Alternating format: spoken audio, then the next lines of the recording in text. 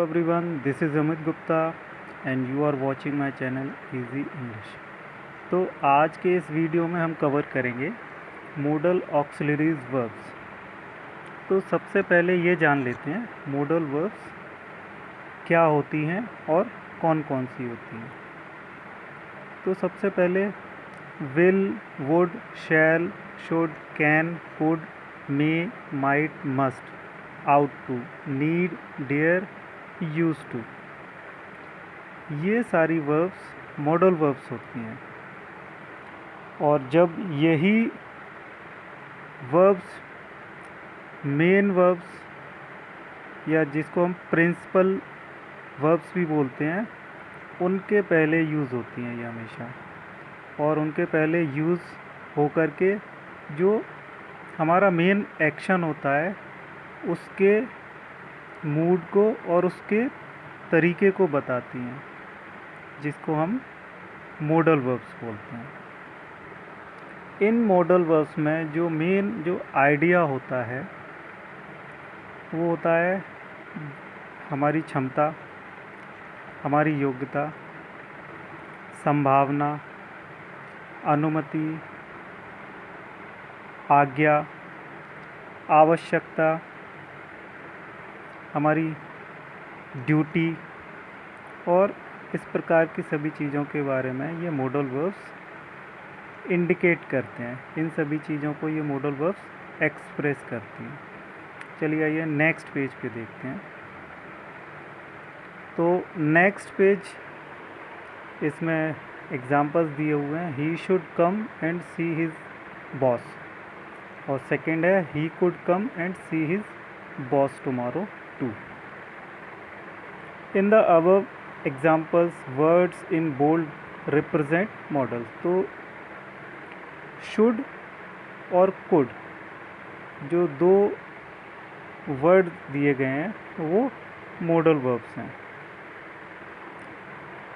In most of the cases model indicate present or future time, however sometimes they also represent past times।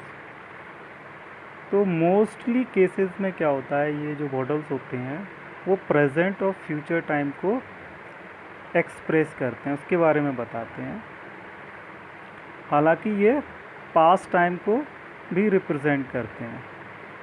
तो चलिए आइए next page पर चलते हैं, लेकिन उससे पहले मैं यहाँ पर एग्ज़ाम्पल्स के बारे में आपको कुछ बता देता हूँ। देखिए ऊपर जो दो एग्ज़ाम्पल दिए हैं, he should come and see his boss, he could come and see his boss tomorrow too. तो देखिए मेन वर्ब दोनों में सेम है, कम एंड सी, और सेकंड वाले में भी वही है, कम एंड सी हिज बॉस। लेकिन जो मॉडल वर्ब्स हैं दोनों की वो डिफरेंट है। एक में शुड है, एक में कुड है। तो वो जो मॉडल वर्ब्स जब उसमें लगती हैं मेन वर्ब के आगे, तो वो पूरे सेंटेंस का मूड चेंज कर देती हैं। पहले सेंटेंस का मतलब है कि तुम्हें अपने बॉस को देखने के लिए आना चाहिए, उससे मिलने आना चाहिए। और सेकंड में है, फर्स्ट में है कि वह उसे अपने बॉस को देखने एवं मिलने आना चाहिए। और सेकंड सेंटेंस हमारा कहता है कि वह अपने बॉस को मिलने एवं देखने कल आ सकता है। चलिए आइए नेक्स्ट पेज पर चलते हैं। Usage of models.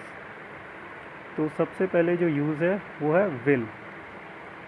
तो विल के क्या क्या यूजेस होते हैं, तो जो फर्स्ट यूज़ है उसको हम देख लेते हैं।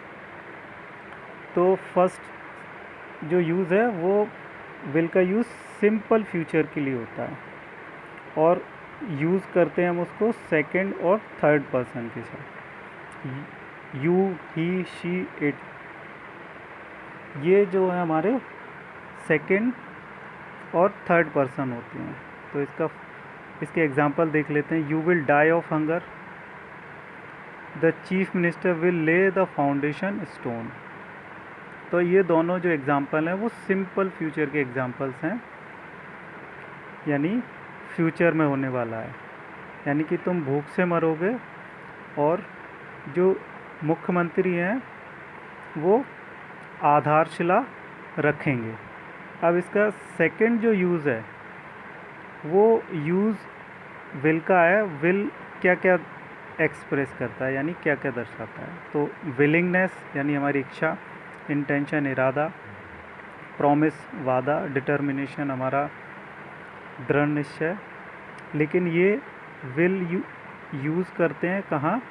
फर्स्ट पर्सन आई और वी के साथ। यानी आई और वी में जब ये सारी फीलिंग्स एक्सप्रेस की जाएंगी तो हम वहाँ आई और वी के साथ विल का यूज़ करेंगे। I will write to you again, यानी कि इसमें प्रॉमिस किया जा रहा है कि मैं तुम्हें दोबारा लिखूँगा।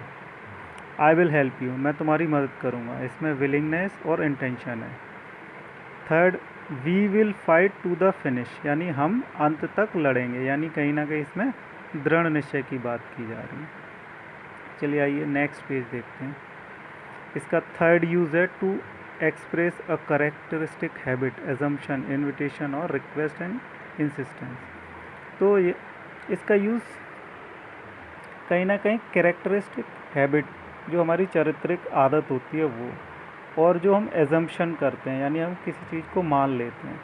इन्विटेशन और रिक्वेस्ट के लिए भी होता है, यानी रिक्वेस्ट जहाँ की जा रही है कहीं ना कहीं, ठीक है, और या इन्विटेशन दिया जा रहा है, यानी निमंत्रण दिया जा रहा है। तो इसके एग्जांपल्स देख लेते हैं। ए डॉग इज़ यूजुअली ओबे हिज मास्टर। तो एक कुत्ता, कोई भी डॉग हो, कोई भी कुत्ता हो, वो हमेशा अपने मालिक की आज्ञा का पालन करता है, उसके लिए वफादार होता है। तो ये सभी जो डॉग्स होते हैं उनकी कैरेक्टरिस्टिक हैबिट होती है। He will be there by now, यानी वो अभी इस समय वहाँ होगा। तो कहीं ना कहीं एक एजम्पशन है, माना जा रहा है कि वह वहाँ होगा। Will you dance with me, क्या तुम मेरे साथ डांस करोगे? तो यहाँ पर रिक्वेस्ट है, ठीक है, और इनविटेशन भी कह सकते हैं इसको। He will not listen to the doctor's advice, यहाँ पर इंसिस्टेंस है, यानी वह डॉक्टर की सलाह को नहीं मानेगा। इम्पॉर्टेंट, तो यहाँ इम्पॉर्टेंट क्या है? Will is never used with the first person in the interrogative sentence. तो ध्यान रखना है, फर्स्ट पर्सन आई और वी जब भी आएंगे तो वहाँ पर विल का यूज़ नहीं करेंगे। कब नहीं करेंगे? जब इंटेरोगेटिव सेंटेंस होगा। चले आइए नेक्स्ट पेज देखते हैं। शैल इज़ यूज्ड, तो शैल का यूज़ कहाँ कहाँ होता है? तो फर्स्ट यूज़ देखते हैं। तो विल की तरह शैल का यूज़ भी सिंपल फ्यूचर के लिए होता है। विल का यूज़ होगा सेकंड और थर्ड पर्सन के लिए सिंपल फ्यूचर में, और शैल का यूज़ होगा आई और वी के साथ, यानी फर्स्ट पर्सन के साथ सिंपल फ्यूचर में। We shall learn this lesson next week, यानी हम इस लेसन को अगले सप्ताह लर्न करेंगे। आई शैल सी यू लेटर, मैं तुम्हें बाद में मिलूँगा। To ask for advice, suggestion, request etcetera with the first person I we in the interrogative. तो सेकंड जो यूज़ है इसका, सलाह, मशवरा या फिर रिक्वेस्ट की जा रही है, लेकिन कब? जब फर्स्ट पर्सन होगा आई ओ वी, और कहाँ? Interrogative sentences. Shall I bring a cup of coffee for you, यहाँ पर रिक्वेस्ट की जा रही है। Shall I open the door, यहाँ पर सलाह दी जा रही है, यानी क्या मैं दरवाज़ा खोलूँ। और फर्स्ट सेंटेंस जो है उसकी हिंदी है, क्या मैं आपके लिए एक कप कॉफ़ी लेके आऊँ। और थर्ड जो सेंटेंस है हमारा example, shall we meet tomorrow, क्या हम कल मिलें। यहाँ पर कहीं ना कहीं एक सजेशन दिया जा रहा है। चलिए ये नेक्स्ट पेज देखते हैं। इसका थर्ड यूज़ है कमांड, यानी कहीं ना कहीं ऑर्डर के लिए, थ्रेट यानी धमकी के लिए, चेतावनी के लिए, वादा और दृढ़ निश्चय के लिए। लेकिन शैल का यूज़ इन सभी एक्सप्रेशन में कब होगा? जब सेकंड और थर्ड पर्सन होंगे, यानी you, he, she, they etcetera. First example हमारा कहता है यू शैल डू इट, यानी तुम यह करोगे, ऑर्डर दिया जा रहा है। सेकंड सेंटेंस है he shall be punished if he repeats this mistake. अगर वह इस गलती को दोबारा से रिपीट करता है तो उसको पनिश किया जाएगा। यहाँ पर धमकी दी जा रही है एक तरीके से। थर्ड जो एग्जाम्पल है, she shall have a reward, तो कहीं ना कहीं एक प्रॉमिस किया जा रहा है कि उसको रिवॉर्ड दिया जाएगा। दे शैल डिफेंड देयर ऑनर, यानी कि यहाँ पर एक दृढ़ निश्चय है कि वे अपने सम्मान को डिफेंड करेंगे, यानी उसकी रक्षा करेंगे। अब यहाँ पर इम्पोर्टेंट क्या है, when there is any doubt we use will, यानी ये तो हो गया कमांड, थ्रेट, वार्निंग और प्रॉमिस और डिटर्मिनेशन के लिए। अगर कोई डाउट है तो सेकंड और थर्ड पर्सन में हम विल का ही यूज़ करेंगे। चलिए आइए नेक्स्ट पेज देखते हैं। वुड इज़ यूज, तो वुड का यूज़, यानी वुड जो होता है वो विल का पास्ट फॉर्म होता है। तो इसका फर्स्ट यूज़ देखते हैं, to express a past habit, यानी पास्ट की आदत को, हैबिट को दर्शाने के लिए। He would rise early in the morning and go for a walk, वह सुबह जल्दी जग जाया करता था और टहलने जाया करता था। सेकंड एग्जांपल है, he would sit for hours reading books, यानी वह घंटों किताबें पढ़ता हुआ बैठा रहता था। इसका सेकंड यूज़ देखते हैं, to express a polite request, कहीं ना कहीं एक जो विनम्र निवेदन होता है उसको दर्शाने के लिए। Would you open the door please, कृपया क्या आप दरवाजे को खोलेंगे। Would you mind standing here, अगर आप बुरा ना माने तो यहाँ खड़े हो जाइए। चलिए आइए नेक्स्ट यूज़ देखते हैं इसका। थर्ड, वुड का third use, to express a wish और प्रेफरेंस, यानी इच्छा, और कहीं ना कहीं हम दो चीज़ों में से किसी एक को महत्व देते हैं तो वहाँ उस चीज़ को बताया जा रहा है। तो फर्स्ट एग्जांपल है, I wish you would come with us, मेरी इच्छा है कि तुम हमारे साथ आओ। इसमें इच्छा बताई जा रही है। Would that I wish he were here, would that he were here, काश वो यहाँ होता। इसमें भी इच्छा है। I would rather have a coffee than milk, यानी प्रेफरेंस है, यानी मैं दूध की अपेक्षा, दूध के बजाय कॉफ़ी लेना पसंद करूँगा। I would like to come with you, मैं तुम्हारे साथ आना पसंद करूँगा। तो यहाँ पर प्रेफरेंस बताई जा रही है। इसका फोर्थ यूज़ है, to express an imaginary condition, यानी इसका चौथा जो यूज़ है वो सिर्फ काल्पनिक स्थिति को दर्शाता है। I would do it if I were allowed, अगर मुझे अलाउ किया जाता तो मैं यह करता। I would buy a bike if I von a lottery, अगर मैं लॉटरी जीता तो मैं एक बाइक खरीदता। चलिए आइए नेक्स्ट पेज पर देखते हैं। Should, past form of shall, should जो है वो शैल का पास्ट फॉर्म होता है। तो इसका जो फर्स्ट यूज़ है उसको देखते हैं। टू एक्सप्रेस ड्यूटी, ऑब्लिगेशन, एडवाइजेबिलिटी और डिज़ायरेबिलिटी, तो कहीं ना कहीं इसका पहला जो यूज़ है वो आपके कर्तव्य को दर्शाता है, और सलाह जो आपके लिए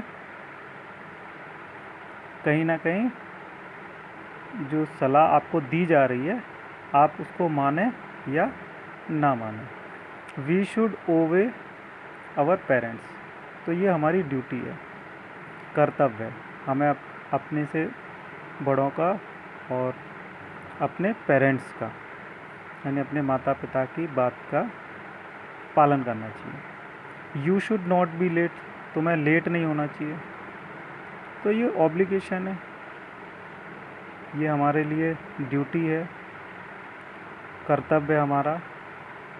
you should go for a walk, यहाँ पर सलाह दी जा रही है एक प्रकार से कि आपको वॉक पर जाना चाहिए।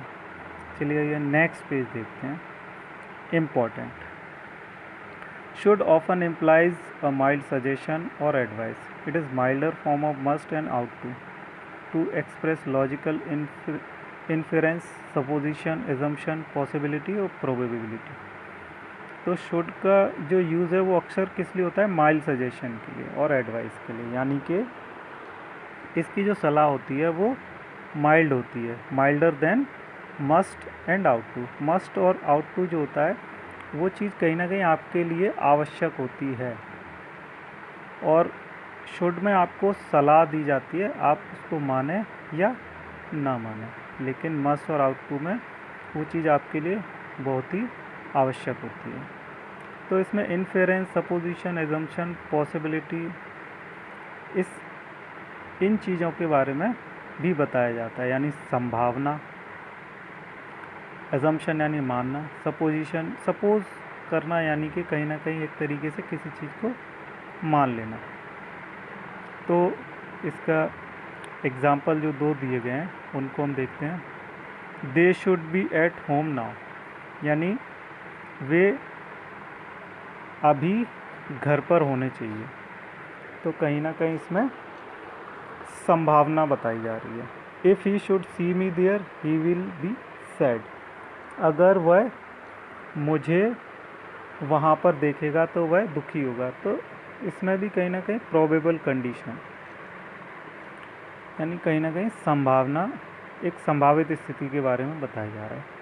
इसका सेकंड यूज़ है to express purpose after lest in expression of fear, यानी लेस्ट के बाद पर्पस को बताने के लिए कहीं ना कहीं इसमें डर का एक्सप्रेशन होता है, फियर का एक्सप्रेशन होता है। Work hard lest you should fail, कठिन परिश्रम करो अन्यथा तुम फेल हो जाओगे।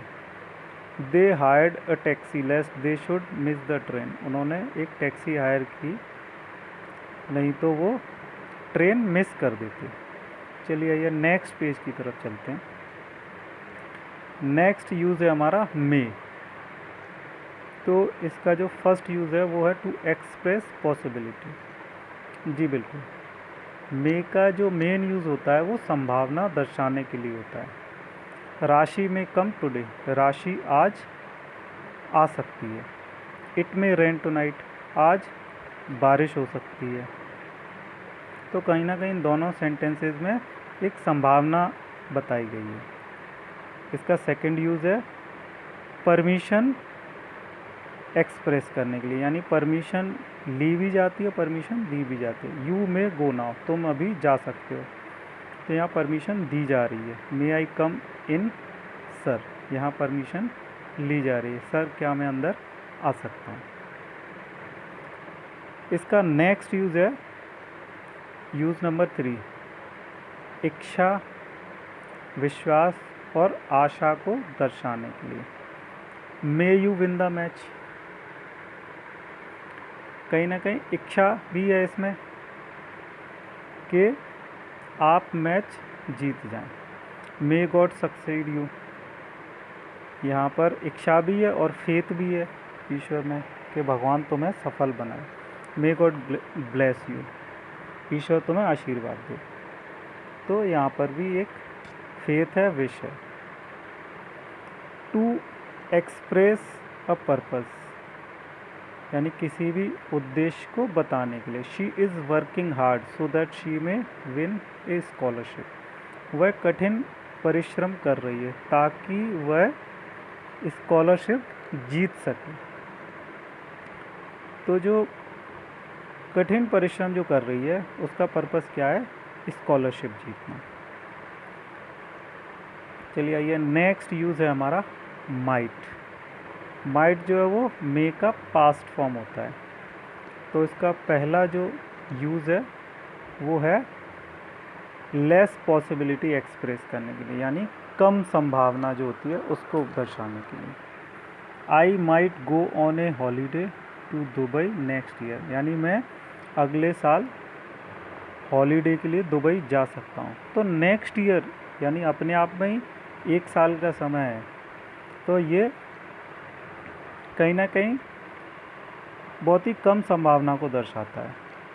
She might be my adviser next semester, यानी अगले सेमेस्टर में वह मेरी एडवाइज़र हो सकती है, यानी 6 महीने बाद की बात की जा रही है कहीं ना कहीं। तो ये भी बहुत दूर की जब बात है तो कम संभावना। She might help us but I am not sure. तो यहाँ पर जो सब्जेक्ट है वो खुद ही कह रहा है कि मैं श्योर नहीं हूँ, तो ऑब्वियस है कि यहाँ पर संभावना जो है वो कैसी है, कम है कि वह मेरी मदद कर सकती है। इसका सेकंड यूज़ है परमिशन दिखाने के लिए। अब might I start the discussion, क्या मैं डिस्कशन स्टार्ट करूं, तो यहाँ परमिशन ली जा रही है। इसका थर्ड यूज़ है गैस करने के लिए। That may be the watchman outside, यानी बाहर वॉचमैन हो सकता है, तो कहीं ना कहीं एक गैस लगाया जा रहा है। इसका नेक्स्ट यूज़ है हमारा कैन। तो कैन का जो फर्स्ट यूज़ होता है वो होता है परमिशन के लिए। परमिशन ली भी जाती है, परमिशन दी भी जाती है। You can borrow my car, तुम मेरी कार ले जा सकते हो, तो परमिशन दी जा रही है। They can stay here as long as they wish, वे यहाँ रह सकते हैं जब तक उनकी इच्छा हो, तो इसमें भी परमिशन दी जा रही है। कैन आई स्मोक हियर, क्या मैं यहाँ धूम्रपान कर सकता हूँ, यहाँ पर परमिशन मांगी जा रही है। इसका सेकंड यूज़ है पॉसिबिलिटी एक्सप्रेस करने के लिए, यानी संभावना दर्शाने के लिए। दिस कैन बी ट्रू, यह सत्य हो सकता है, तो ये संभावना को दर्शाता है। Any one can make mistakes, कोई भी गलती कर सकता है, यहाँ पे भी कहीं ना कहीं संभावना दर्शाई जा रही है। इसका थर्ड यूज़ है टू एक्सप्रेस पॉसिबिलिटी और कैपेसिटी, यानी योग्यता और क्षमता को दर्शाने के लिए। I can lift this bag, मैं इस बैग को उठा सकता हूँ, तो वो कहीं ना कहीं अपनी कैपेसिटी को बता रहा है। He can keep awake the whole night, वह पूरी रात जाग सकता है, तो ये भी कहीं ना कहीं उसकी कैपेसिटी है। रिमेंबर, यानी कि याद रखिए क्या।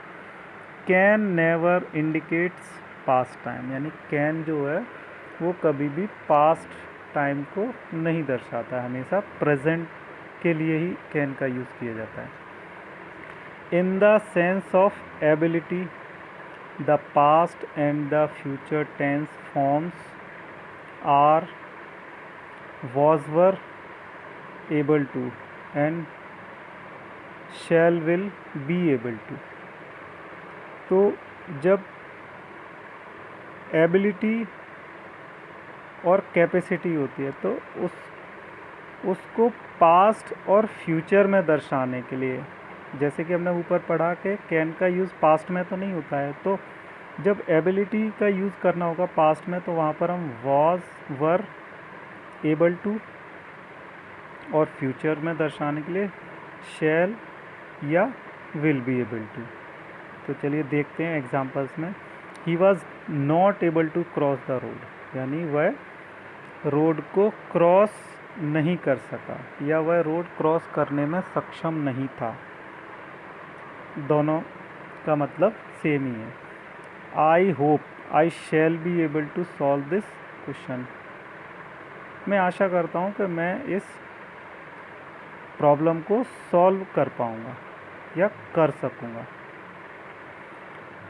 तो ये था हमारा आज का मॉडल ऑक्सिलरी वर्ब्स का एक्सप्लेनेशन। तो यहाँ हमने कैन तक एक्सप्लेनेशन किया है, बाकी जो मॉडल ऑक्सिलरी वर्ब्स हमारी रह गई हैं उनका एक्सप्लेनेशन मैं लेके आऊँगा आपको नेक्स्ट पार्ट में। तो उसके लिए आप वेट कीजिए, बहुत ही जल्द मैं इसका सेकंड पार्ट आपको दूंगा, जिसमें आप बची हुई जो मॉडल वर्ब्स हैं उसका एक्सप्लेनेशन देंगे। तो आई होप कि आज जो कुछ भी मैंने समझाया है वो एक्सप्लेनेशन आपको पसंद आया होगा। तो मेरे चैनल को देखते रहिए, और सब्सक्राइब नहीं किया है तो इसको सब्सक्राइब भी कीजिए। Thank you and have a nice time.